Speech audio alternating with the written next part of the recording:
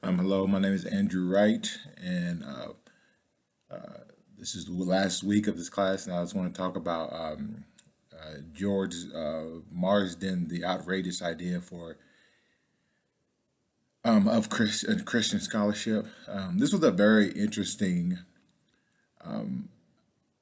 read to me because one thing, let me preface this by saying I currently am a professor at a Christian university here in Kansas.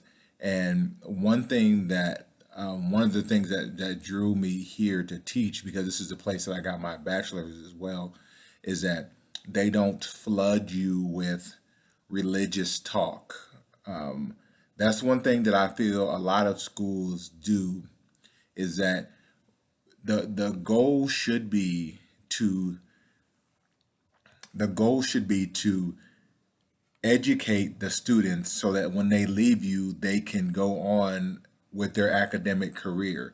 If one of the things I didn't like about what Marsden was talking about is because I feel like that is his goal, is to flood people with religion and not academics. I think that so with my before I get too far into that, with my I used three sources that was outside of Marsden's sources, but two of them talked about him, so that way we have some base of him in the sources. The first one was by Larry Lyon and Michael Betty.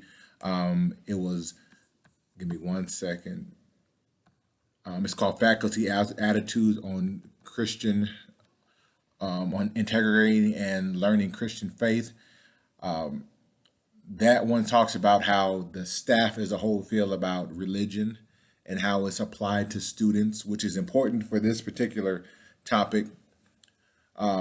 Stephen Nolt, The Soul of American University in Religion. It is talks about how the balance that a school has to take when it comes to religion and education.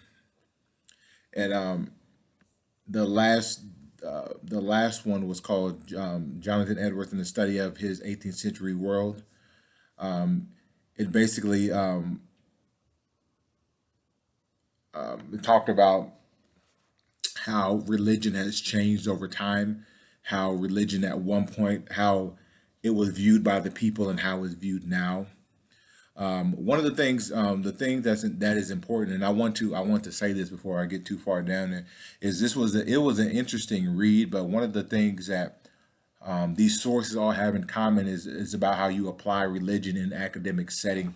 I think some schools they put too much religion and not enough academic. This is the thing that I want to reach be to get through to you who are hearing this, because this is the way I feel about my own personal course, because I teach several history courses at Ottawa.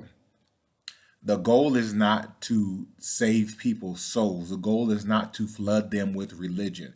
The goal is to educate them academically.